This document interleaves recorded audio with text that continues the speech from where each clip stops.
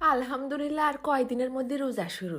নিয়ে চলে আসলাম পাকিস্তানি জনপ্রিয় ইফতার রেসিপি আলু কান্ডে। জলদি করে শেয়ার করে রাখো, পরে খুঁজে না পালি যেন আমারে দোষ দিতে আসে না। আসসালামু আলাইকুম। যেই রকম সহজ সেই রকম মজা, ঘরের মধ্যে থাকা উপকরণ দিয়েই বানাই ফেলতে পারবানি। রোজা শুরুর আগেই একদিন বানাই খেয়ে দেখে নে কিরকম মজা লাগে।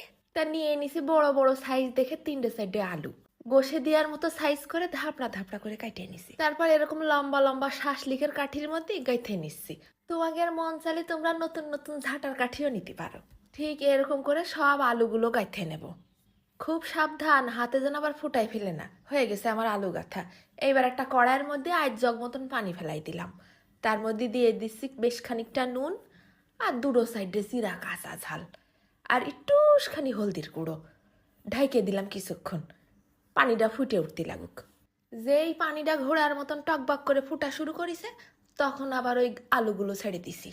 এইবার সিদ্ধ করে নেব প্রায় 10 মিনিটের মতো। মাঝে মধ্যে কিন্তু একটু উল্টায় পাল্টায় দিতে হবে না, বেশি না, 80% সিদ্ধ হলেই হবে না। বেশি সিদ্ধ করলে যেন আবার গলে না যায়। দেখো দিনই ছুরির মধ্যে কি সুন্দর গাইতে যাচ্ছে। এবার নিয়ে নিছি হাফ চা চামচেরও কম একটুখানি গোলমরিচ, তারপর হাফ চা চামচেরও কম একটুখানি আস্ত ধনে, আর হাফ চা চামচেরও কম আস্ত জিরে। ফেলাই দিলাম সাইডে শুকনো ঝাল। এরপর তেল ছাড়া টাইলে নিয়ে আইত ভাঙা করে গুঁড়ো করে নেব। আসল স্বাদ পাতে গেলে কিন্তু এইগুলো আস্তই গুঁড়ো করে নিতে হবে, গুঁড়ো দেওয়া যাবে না। পাউরুটি নেই তাই কি হয়েছে, চার সাথে খাওয়ার জন্য টোস্ট আছে না, ওই ভাঙা ভাঙা টোস্টগুলো নিয়েই গুঁড়ো করে নিচ্ছি। একটা না থাকলে তার কাম আর একটা দিয়ে চালাই দিবা। এইবার একটা গামলার মধ্যে দিয়ে দিলাম 1 টেবিল চামচের মতন গুঁড়ো দুধ, আর 1 টেবিল চামচের মতন টমেটোমের সস। একদম ঝিরি ঝিরি করে কুচোই নিছি বেশ কিছুটা ধনে পাতা। দিয়ে দিচ্ছি ওই যে গুঁড়ো করে রাখিলাম না সেই মশলাটুক, আর একটুখানি নুন, 2 টেবিল চামচের মতন কর্নফ্লাওয়ার, আর 1 টেবিল চামচের মতন আটা বা ময়দা। কর্নফ্লাওয়ার না থাকলে চাইলের গুঁড়োও মেরে দিতে পারো। এবার অল্প একটুখানি পানি দিয়ে একদম ঘন আঠালো একটা গুলা বানাই নেব।